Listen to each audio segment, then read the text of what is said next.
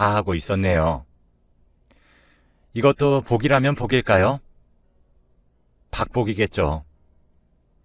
아무튼 다들 이렇게 이야기하면 그동안 무슨 일이 있었고 어떤 놈을 만났길래 그랬냐 묻곤 하더군요. 이렇게 실례인 줄도 모르고 호기심 어린 눈으로 저를 훑을때면 자존감이 바닥치던 날도 여럿 있었지만 이제는 아무렇지도 않습니다. 사람 인생살이 다 그렇죠. 첫 번째 결혼은 중매로 한 결혼이었습니다. 부모님의 강압에 못 이겨 억지로 나간 자리였고 상대방도 마찬가지였고요. 얼굴 본 건 5번도 채 안 됩니다. 서로 이름만 아는 상태로 결혼했다고 해도 어색할 게 없이 맞는 말이다 할 정도로 과장이 아닙니다. 그래서인지 사랑 없는 결혼 생활은 건조하기 그지없더군요. 밖에서 뭘 하고 다니는지, 누굴 만나고 다니는지, 집에서는 한 공간에 있긴 한 건지, 매년 돌아오는 결혼기념일은 고사하고 생일에도 남편과 밥 한 번 먹어본 적이 없던 저입니다. 저도 나쁘진 않았어요. 애초에 애정을 바라고 결혼한 건 아니었고 부모님 잔소리가 듣기 싫고 무서워서 결혼했을 뿐이고 시댁도 못살게 괴롭히는 축도 아니고 오히려 부모님보다도 더 자주 반찬 해다 주시면서 못나고 무뚝뚝한 아들이랑 살아줘서 고맙다 해주시는 그런 분들이셨거든요. 어쩌면 그 시간을 남편이 아닌 시댁을 보고 참았나 싶기도 합니다. 남편 봤다 시댁 어른들 뵈면 마음이 참 따뜻하니 좋았거든요. 진짜 가족을 이제서야 찾은 건 아닐까 그런 생각도 들었고요. 집보다 더 자주 찾아가게 되고는 했습니다. 팔이 알아서 가더군요. 그래서 무난하게 아이 낳고 오순도순 잘만 살게 될 줄 알았습니다. 하지만 좀처럼 아이는 생기지 않았고 남편과 함께 병원을 가니 남편에게 문제가 좀 있어 아이를 평생 가질 수 없을 거다. 시험관도 힘들 거다 하더군요. 둘만 잘 살자 남편과 병원을 나오며 그렇게 말했습니다.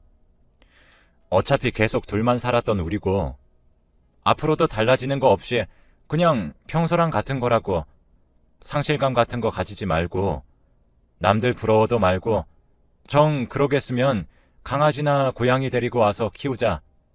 그렇게 서로를 위로해 주었었네요. 그런 우리 사이가 금 가르듯 쩍 갈라진 건 남편의 거짓말 때문이었습니다. 거의 반년이라는 시간을 출근한다는 말로 절 속였더군요.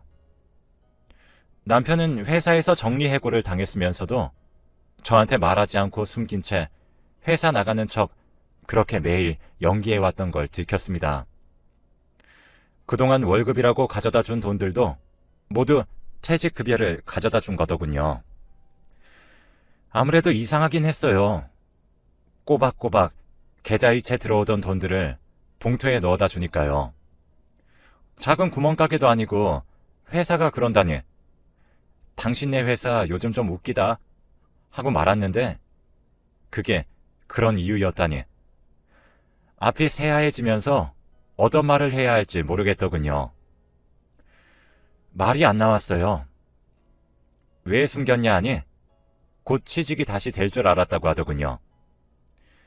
근데 반년이나 실업기간이 길어질 줄 몰랐다고 면목이 없다고만 합니다. 미안하다는 말도 했네요. 참, 문제는 그것뿐만이 아니었습니다. 이제 와서 들키듯 말하는 이유는 무엇이냐고 하니 사실은 퇴직금 중 절반을 주식에 투자했는데 그게 휴지 조각이 되었다고. 당장 다음 달부터 월급이라고 속이며 가져다 줄 돈이 단 1원도 없다고 말해왔습니다. 당장 생활비며 꼬박 납부해야 하는 대출금 그런 것들은 어떻게 할 생각이냐. 왜 안 하던 짓을 해서 있던 돈도 까먹냐고 고래고래 소리를 지르니 그럼 한순간 나앉게 생겼는데 자기가 뭐라고 해봐야 하지 않았겠냐고. 자기 마음 모르냐고. 자존심 상한다. 그런 소리만 퍽퍽하니 화가 나서 꼴도 보기 싫다고 막말을 퍼부어댔네요. 결혼하고 목청 높여 싸운 건 그때가 처음이었습니다. 서로 못할 말하고 삿대질하고 분이 풀리지 않아서 남편 놈은 결혼 사진이 걸려있는 액자도 집어 던지더군요. 저를 한 대 칠까봐 무섭기까지 했습니다. 그러고 나니 정이 뚝 떨어져서 꼴도 보기 싫더군요. 당장 돈을 벌어야 하니 식당 서빙하는 자리로 들어가서 설거지부터 시작해서 술 마시고 진상 부리는 아저씨들 상대까지 굳은 일이란 굳은 일, 닥치는 대로 했습니다. 어리석은 짓이지만 남편 놈이 괘씸해서 당신 언제 일할 거냐? 취업 준비는 아직 하고 있는 거냐? 그런 말도 못했네요. 시댁에 남편 잘렸다. 그런 말도 차마 못했고요. 그냥 반찬 주러 잠시 들렀는데 낮에 회사도 아니고 길거리에 우리 애가 있더라. 무슨 일인지 물어봐도 되겠냐고 하시는 시어머니한테 휴가다. 그러고 말았어요. 자기 아들한테 대놓고 못 묻는 그 심정이 어떻겠나 싶었어요. 근데 이 남편이란 놈은 생각이 있는 건지 없는 건지 밖에서 어떻게든 악착같이 돈 벌어오는 아내를 보고도 집안일이며 다시 취직할 생각이며 단 1%도 하지 않고 놀고 먹고 자기만 하는 겁니다. 급기야 하루 종일 술 사다 마시는 꼴을 보고 학을 떼고 당신 정신 안 차리냐 하니 너 같은 애랑 살기 싫다고 웁니다. 자존심 상하고 없는 사람 취급당하는 것 같고 어차피 자기 없어도 잘 살 수 있지 않냐며 자기를 놓아달라 서럽게 울더군요. 그래서 시댁에서 무슨 일이냐고 걱정스럽게 하루가 멀다 하고 찾아와 설득하고 아들이 해고당한 거였냐, 그 힘든 세월을 왜 혼자 감내했냐 물어도 그냥 남편 놓아주려 한다. 그 말만 되뇌었습니다. 우리 부모란 사람들은 와서 좋은 대로 시집 보내줘놨더니 끝끝내 부모 가슴에 대못 박을 생각이냐고, 이혼하면 부모 자식 사이 없다 생각하고 평생 살라 으름장을 놓는데 진짜 부모가 누군가 생각하게 되고 이 좋은 시댁을 떠나면 난 이제 진짜 혼자인가 싶은데 시댁과 제가 사나요? 남편이랑 살죠. 그래서 마음 모질게 먹고 갈라섰습니다. 그 이후로도 종종 시댁에서 전화가 왔지만 마음이 아프고 흔들려 연락 피하고 피하다 번호도 바꿔버리고 기회 있을 때 이사해서 지역도 완전 바꿔버렸네요. 그렇게 아무런 연고도 없는 곳에 가서 3년쯤 살았을 때였을 겁니다. 식당에서 만난 같은 사장님이 참 좋은 분이더라고요. 다정하니 사람을 늘 보살펴주고 배려해주고 생일이다 지나가는 말로 했을 뿐인데 선물도 사주고 일찍 퇴근해라 신경 써주고요. 와이프와 일찍 사별했다 들었는데 그 와이프 사랑 참 많이 받다 갔겠다 생각하니 부럽기까지 했습니다.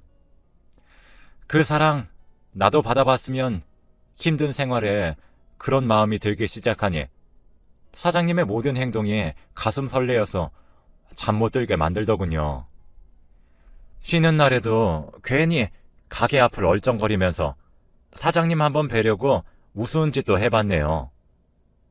그렇게 티를 낸 덕분에 사장님과 제 사이에 조금씩 변화가 생겼습니다. 가게 일이 아니라 개인적으로 만나는 날도 생기고 또 서로의 집에 가서 하룻밤씩 밤을 지새우며 이런저런 살아온 이야기하기도 하고 재미지게 요즘 애들이 연애하듯 그렇게 시간 보냈네요. 사장님에게 들은 이야기는 하나같이 가슴 절절해지는 마음 아픈 이야기들 뿐이었습니다.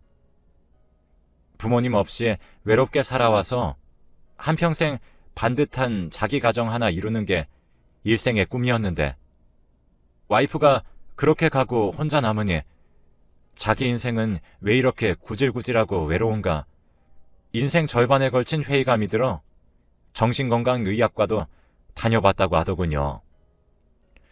그런 삶에 제가 찾아와 하루하루가 다시 행복해지고 설레이니 이때를 주시려고 하느님이 그간 나를 이렇게 못살게 괴롭혔나 싶더랍니다. 그 말을 하며 손을 꼭 붙잡고는 사랑한다고 말하는데 그 목석 같은 남편과 살았던 지난 세월들이 아프게 느껴질 정도로 행복하고 좋더군요. 저도 그래서 사랑한다고 말하고 결혼한 부부처럼 살림도 합치고 함께 살았습니다. 동거만 했어요. 사장님이 혼인신고는 천천히 해도 되지 않겠냐고 해서 그러자 그랬죠. 그런데 사람 운명이라는 게 늘 불행할 수만 없듯이 늘 행복하기만 할 수도 없더군요. 몸이 조금 피곤한 것 같다고 남편이 그러길래 알았다. 그럼 당신은 집에서 쉬어라. 가게는 나 혼자 다녀오겠다. 하고 집을 나선 날이었습니다. 그날따라 괜히 불안하고 징조가 좋지 않아서 남편에게 틈이 날 때마다 전화했습니다. 밥은 먹었냐? 몸은 좀 나아졌냐고요.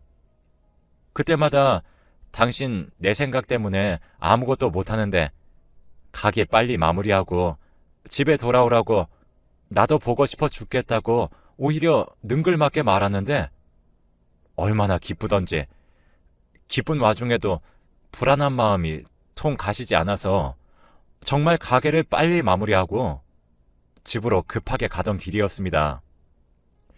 집에 다 왔을 때쯤 남편으로부터 문자 하나가 오더군요. 사랑해. 못난 나를 사랑해줘서 너무 고맙고 당신에게는 늘 미안한 마음뿐인 것 같아. 무슨 일인가 싶어 전화를 거니 받지도 않고 집에 돌아가니 이게 무슨 일인가요? 남편이 극단적인 선택을 했더군요. 마음의 우울이 깊었던 탓인지 아니면 저 모르게 또 다른 어떤 일이 있었던 건지 알지는 못했지만 남편은 다시 돌아오지 않을 곳으로 멀리 떠나버렸습니다. 장례를 치르는 것도 저의 몫이었어요. 그런데 이게 무슨 일입니까? 죽었다던 와이프가 자기 장래에 첩년이 왔다 고래고래 소리를 지르며 제 머리를 쥐어 뜯는 거 아니겠습니까? 둘 사이에서 낳은 아이라고 어린애도 둘 데리고 왔더군요. 일찍 죽었다던 부모님도 나타났습니다. 착하고 순진하고 난 배려할 줄밖에 모르던 애 꼬신 게 당신이냐고 온갖 모욕적인 언사와 폭력을 행사하는데 이게 무슨 일인가 사리 분별할 틈도 없이 당해낼 재간이 없어 저는 도망치듯 장례식장을 벗어났습니다. 장례가 마치고 마음을 추스린 그 사람 와이프라고 우기는 사람에게 연락을 해서 만나자 말했습니다. 처음엔 욕만 퍼붓더니 그래 어디 만나서 얘기하자. 그러면 자기 집으로 오라 하더군요. 그래서 간 집에는 정말로 그 여자와 죽은 남편이 함께 찍은 웨딩 사진이 집안 곳곳에 있었습니다. 또 그날 장례식에서 봤던 아이의 것으로 보이는 유아용품도 보았고요. 마음이 복잡하니 착잡해지는 것도 잠시 정신이 아득해졌습니다. 예의상 주는 차를 마시며 생각을 정리했습니다. 나에게 지금 무슨 일이 일어난 거지?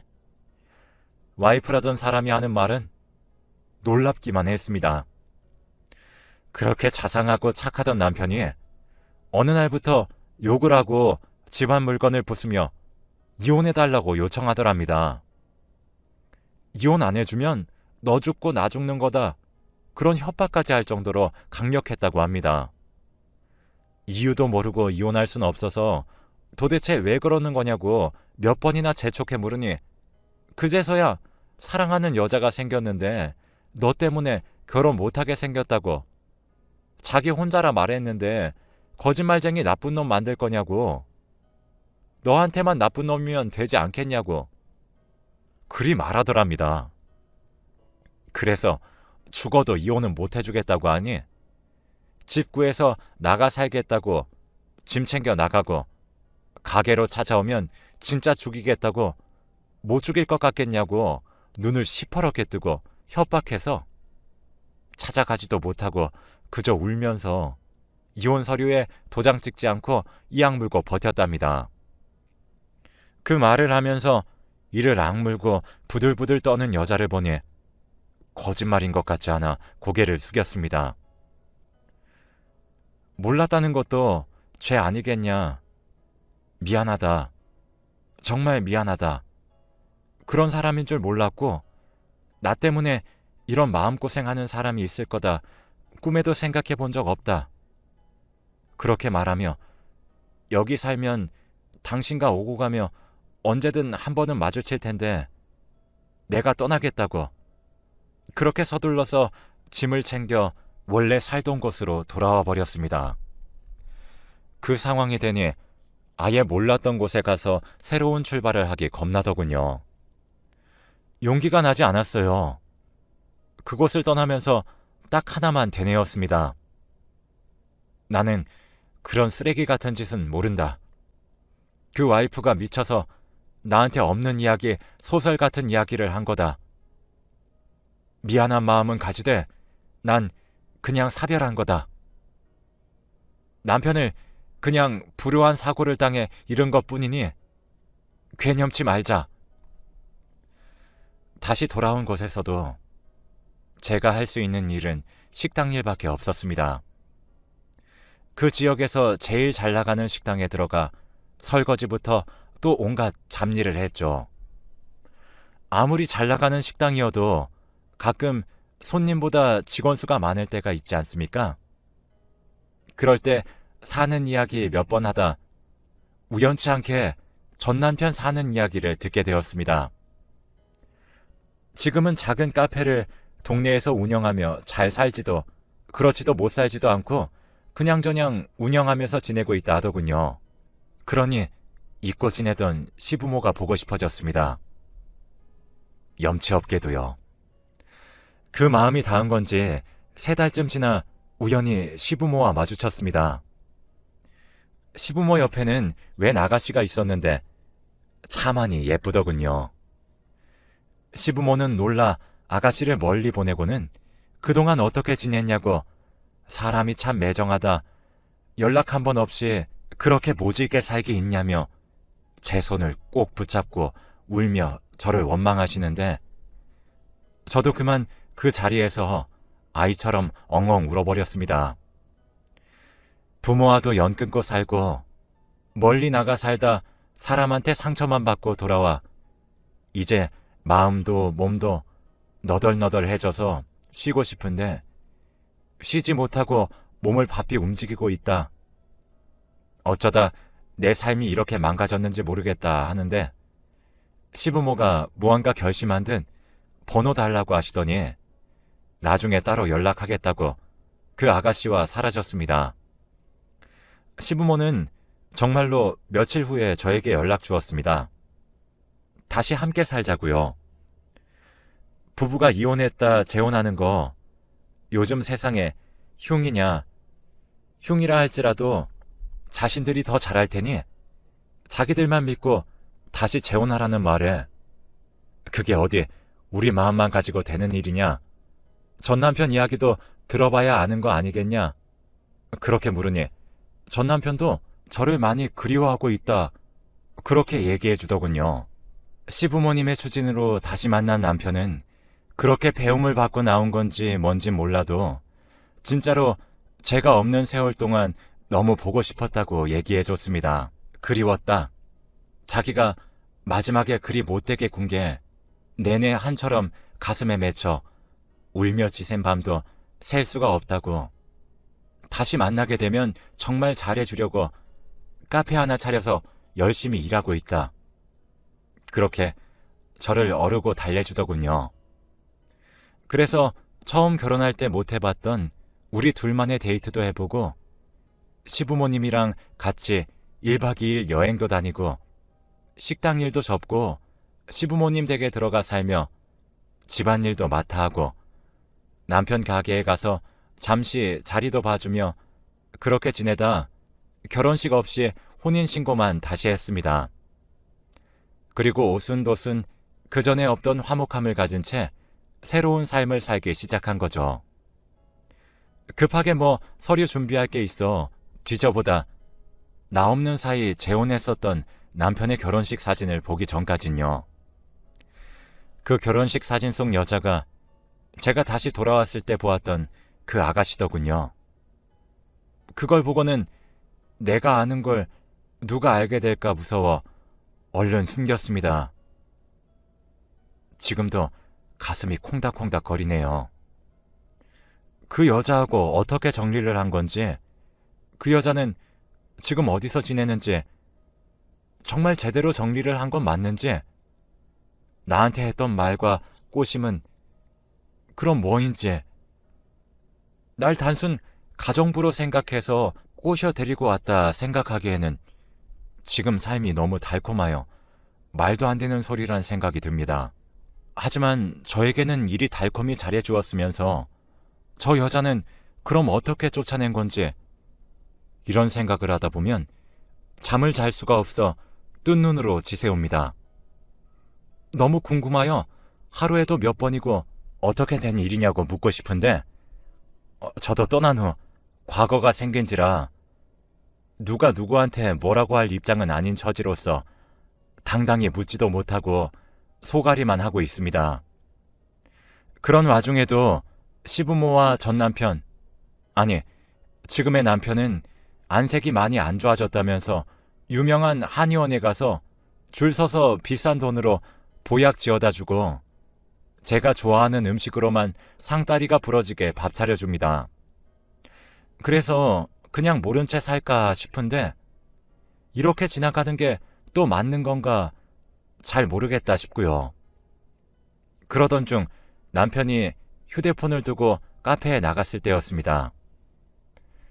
저장되어 있지 않은 번호로 전화가 와서 대신 받으니 황급히 끊더군요. 다시 전화를 거니 받지 않고요.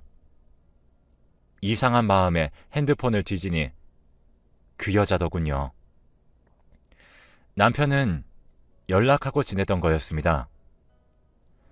해고 후 변변하지 못하게 지내고 있는 자신을 부모님이 다시 먹여주고 재워주며 키워주고 있고, 재산도 저와 다시 결혼해 집에 들이지 않으면 한 푼도 줄 수 없다 해서 울며 겨자 먹기로 살고 있는 거 알지 않냐고.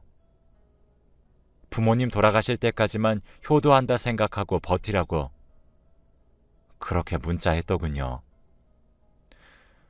막말로 시댁살이 안 해서 좋은 건 너 아니냐, 그런 말도 했더군요. 기가 차서 말도 안 나왔습니다. 문자 내용 뭐냐고 카페에 가서 물으니 알게 된 마당에 부모님 앞에서만 친한 척 지내자 하는데 어떻게 해야 할지 모르겠습니다. 정말 인생 헛살았나 봐요. 이 이야기를 시댁에 해야 할지 아니면 모른 척 눈 감고 살아가야 할지 방법이 없네요.